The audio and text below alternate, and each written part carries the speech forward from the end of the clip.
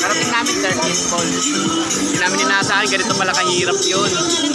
Long trek, of course, tapos puro ilog ilang beses tawid, tapos puro bato, putik o ano, lupa yung nilalakaran.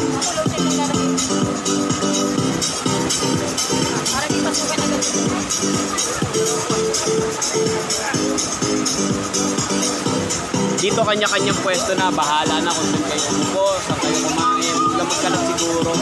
Kawawa naman yung mga tour guide na gumagabay. Tapos, siguro, huli na rin to. Talaga. Pero kung trip nyo mag-trekking, wala naman sigurong problema. Nakakatin ko. Ganda sa puso. Kaso kami ano lang rides lang tapos view. Magandang view.